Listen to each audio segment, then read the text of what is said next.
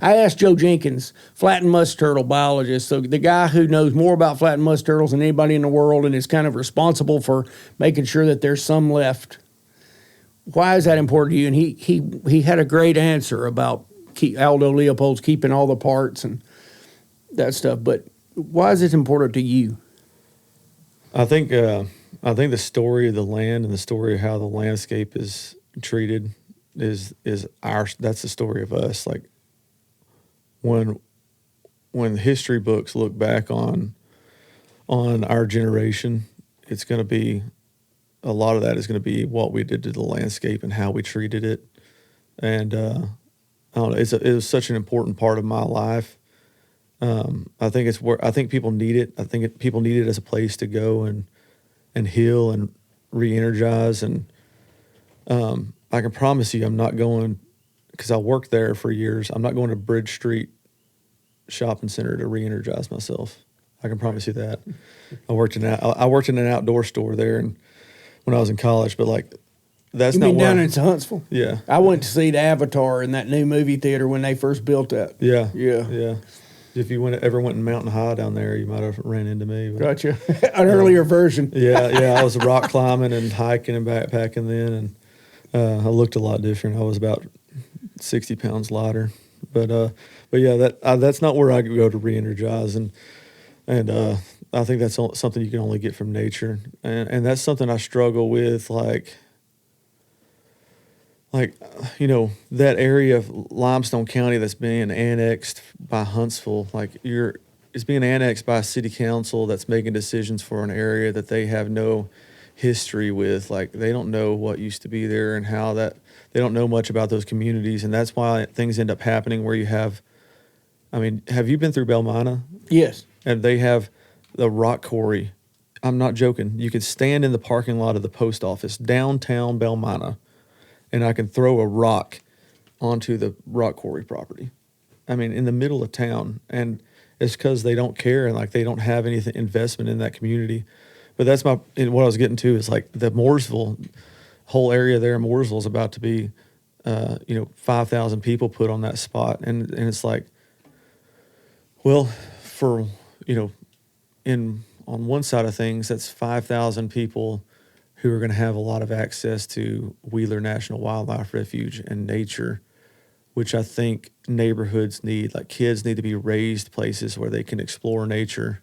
I'll point out, though, that the wildlife refuges right now are being defunded and proposed for total revision under this government we're in. Yeah. So people are going to have to speak up if we want the National Wildlife refuges to continue. Yeah, but also, that's a very sensitive area that probably doesn't need that much pressure. And there's zero green space on this 400-acre development. They're developing it every inch of it. But then when they're that's where the whooping cranes were? Yeah, we're on that same property, 5 whooping cranes standing on that same property that won't be here in May. But, when you look at, I don't know, that development should be creating its own green space. We should be building communities and neighborhoods that provide that green space already and aren't putting pressure on our public lands. And when they're advertising this neighborhood as having a green space, well, they're advertising the public's green space. They're advertising our public land as being the green space for this neighborhood. As an asset to help them sell this, yeah, right? Yeah, exactly. But I'm this neighborhood should be the one, they should be adding green space.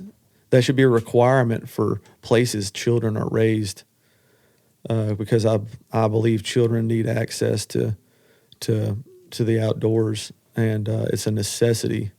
It's an absolute necessity in my mind, and that's why I care so much about it. And I think it's something I had a freedom to explore from a very young age, and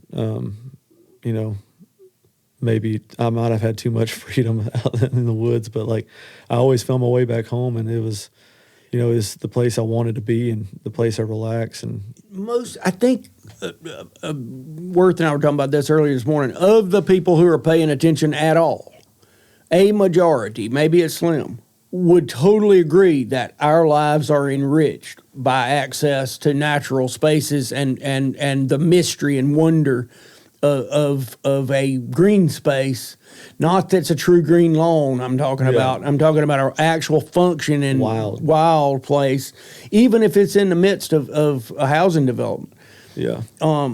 And this makes us like boost your immune system. It's going to make you a healthier person. The United States of America actually used to understand this, and it was part of the reason behind the Land and Water Conservation Fund established in 1964.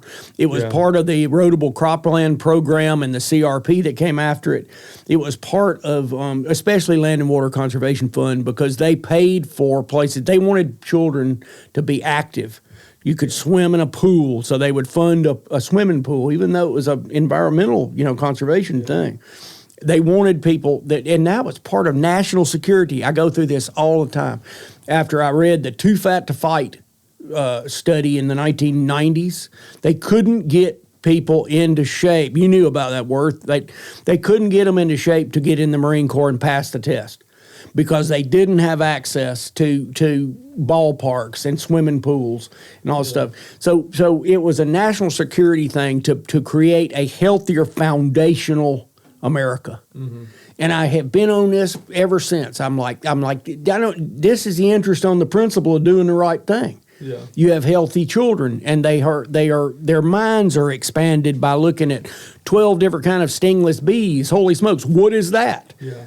Some child says. And the other one, we used to take these moths and make people eat them. We would fight over, and the loser would get held down and would shove a moth in his mouth, right? But I did that when I was a kid, for sure. Yeah. I mean, I was on the eating side. I was going to say, I ate my share. Yeah. But like stuff like that, right? And it's just, I swear, there's a level where we're talking about deep nature. Yeah. Deep observation, and we're also talking about societal sanity at the same time for people. And I don't need this. I don't think the slogan should be "Kids should eat moths." We need places that kids can eat moths. But, we might need to remove that. Tone it down a little bit. But we need places kids can see moths for sure. Yeah, for sure.